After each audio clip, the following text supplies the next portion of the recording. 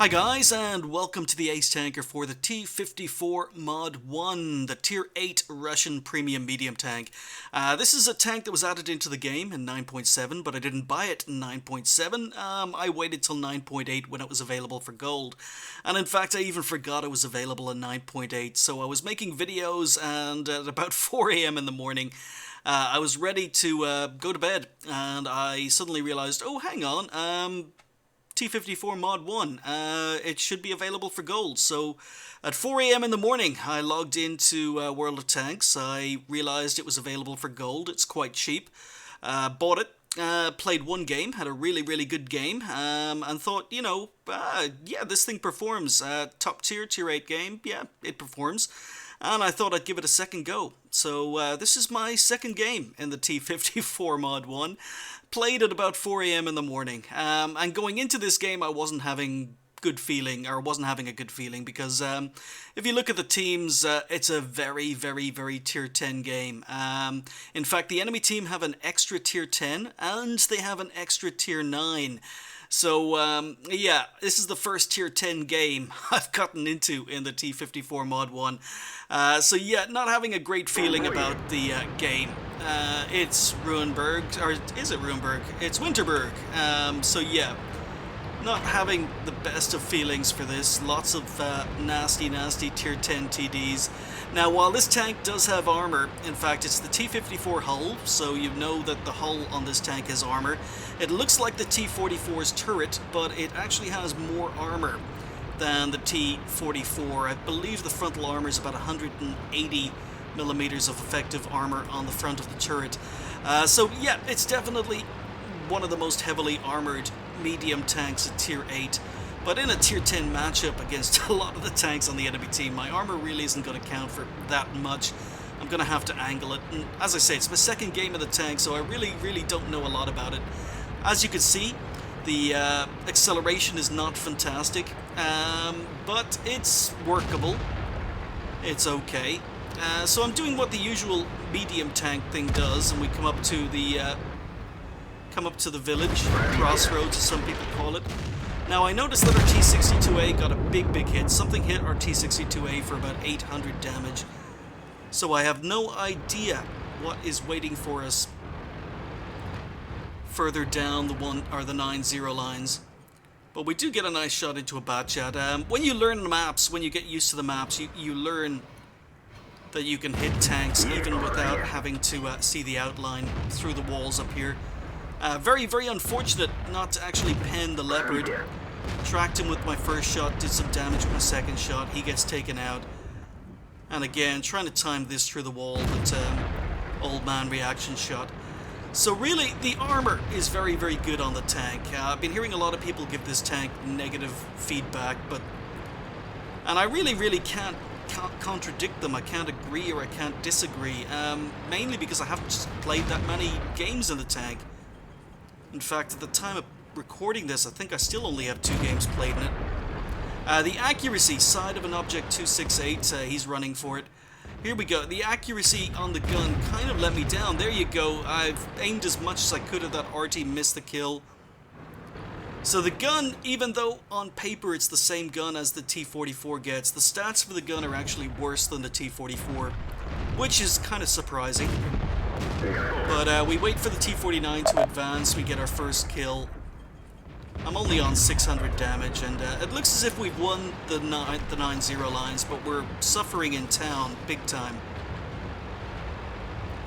So most of our tanks went 9-0. Our town is struggling to hold on, but the gun, 175 millimeters of penetration, 250 damage. So it's pretty much a standard Russian gun. Fine for tier 8s. Maybe even in a tier 8 game, maybe that penetration's a little bit lacking. But definitely in a tier 10 game, the penetration is definitely going to lack, and you do need to fire some gold. So just doing what medium tanks do, we're going to actually do some flanking here. I've been firing nothing but AP, so I go for the track shot, track the 268 in place. You can see that the rate of fire is quite good. So there's kill number 2. It takes me up to 1200 damage. So there's an E4 down here. But the enemy team seem to have fallen back. They're all hiding in the bottom corner of the map, and they're all dug in. So this is actually a little bit trickier than you would first think. We've got control over 2/3 of the map, but the enemy team are all concentrated, and they're all dug in. So I'm down to 9 shots of AP. This tank does not carry a lot of ammunition. And I'm testing the tank, I'm inching forward. Now I do have 6th Sense on this tank. I'm not sure which crew I'm using in it, but I do have 6th Sense. And at this time I don't even know what the view range is. Since then I've discovered the view range is really, really poor. And I'm wondering, how the heck did I get shot? My 6th Sense didn't go off, I took a shot from the backshot, I just bounced a T-57 heavy, and that's because this E50M decided to use me as a meat shield. So he gets taken out, and I'm not very, very happy. I was sitting in a bush, I was trying to spot enemy tanks, and that E50M was a good player. In fact, he was the second best player on our team, and I have no idea what the hell he was trying to do. It seems that even good players make mistakes, so I was passive spotting, and basically he just moved up behind me. Wasn't too happy, accused him of using me as a meat shield, which maybe he was, I don't know. He definitely seemed to be using me as a meat shield. But I've moved back, and again, there's very little I could do here with 175mm of pen. So just trying to experiment, seeing if I can pen the side of an E4, but again, E4 moves forward, and the accuracy really does suffer on this tank compared to a lot of tier 8 medium tanks. But I decided there's no point in going up against a T-57 that's hull down and an E4 at the end of the road. So I'm going to relocate. So it's still a 50-50 game. I've done 1200 damage. Trying to figure out what, just what the heck I can do. And I've got a funny feeling that we're being flanked, so other than RT, we don't have anything in the middle of the map. But what we do have is we've got a Batshot in the south, we've got a Waffentrager E100 in the north. So I'm going to check the middle road. No one has spotted the middle road in a while. But IS-7's a one-hit kill, don't need to worry about him. He's got a Batshot and a Waffentrager against him. And the Waffentrager is saying he has 27 seconds to reload. So I decide to side scrape, decide to poke, switch to premium ammo because, yes, lots of nasty tier 10s left.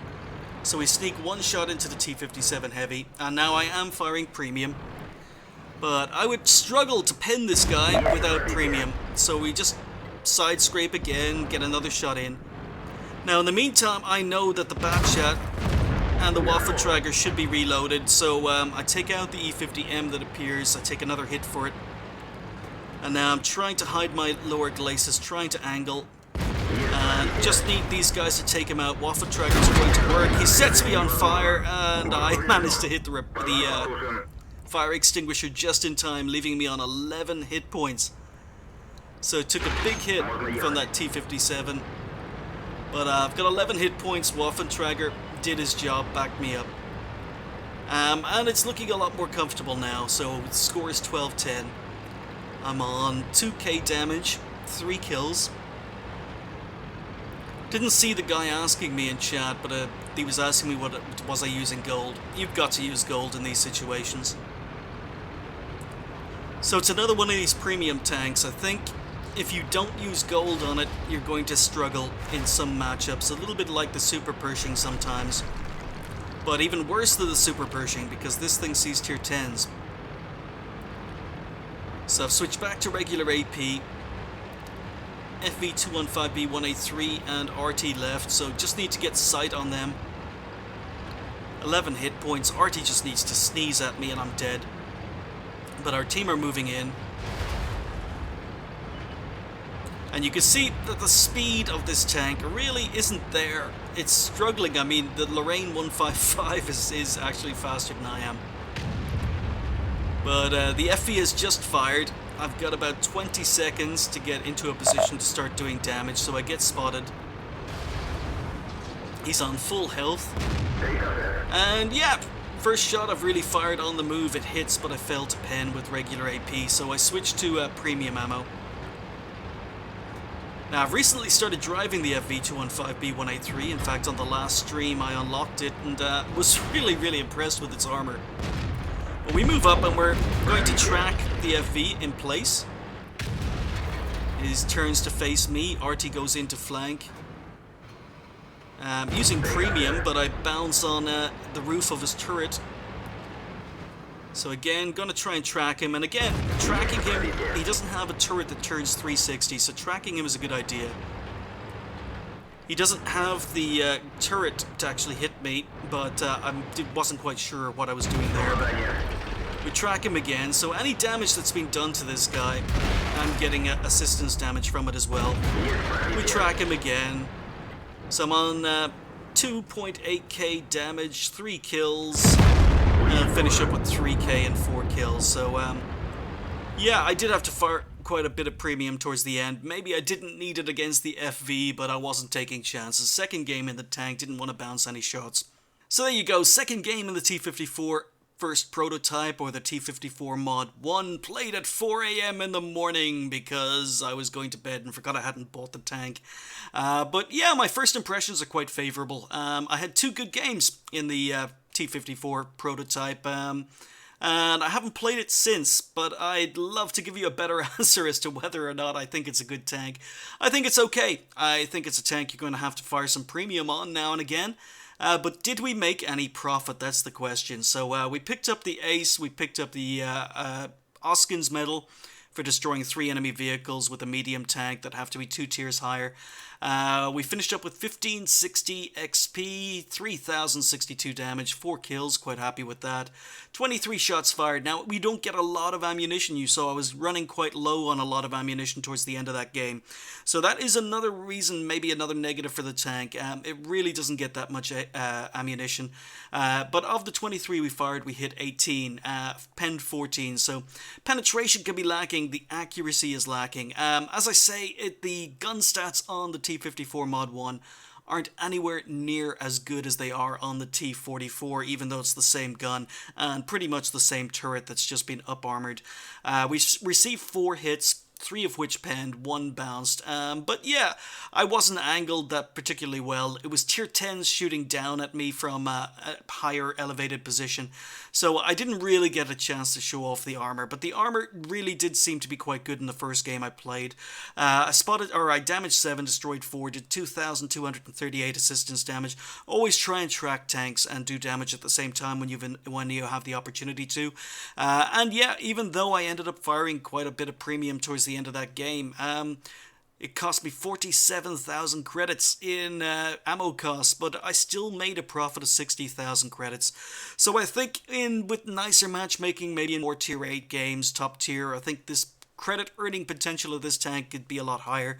But I think because it's going to see a lot of tier 9s, because it sees a lot of tier 10s, you are going to have to fire gold in quite a few situations. I don't think it's probably as good a moneymaker as some other tier 8 premium tanks are, but it's okay. It will make you money, it will train your crews. 2,340 XP, second ever game in the tank, so no times 2, but all the other bonuses thrown in left me on 3,276. Yeah, so I've seen a lot of people say some bad things. Even on TS, I've heard some of my platoon mates complain about the T-54 Mod 1. It's okay. My first impressions are quite positive. I think it could do a job. It's a little bit... The matchmaking is going to be worse, obviously, than something like the Super Pershing, which is another armoured, not particularly mobile, medium tank with a gun that performs quite similarly to this one. So yeah, is it the Russian Super Pershing? It's hard to say. I really need to get into more games in the tank and kind of test it out more, but I don't think it's bad. I do think it's not going to make you as much money as other tier 8 premium tanks though. So I'm going to give away another Steam key on this particular video. I still have some spare Steam keys to give away. I don't know what game it's going to be on Steam because off the top of my head I have no idea, but I'm going to give away another key. All you need to do to participate in this is leave a comment below this video, and just somewhere in that comment say, just unlock the FV215B183. So somewhere in the comments, in your comment, leave a comment and say FV215B FTW for the win. That should be enough to get you into the draw to win a Steam key. Good luck to everyone. Thank you guys for watching. I'll see you next time.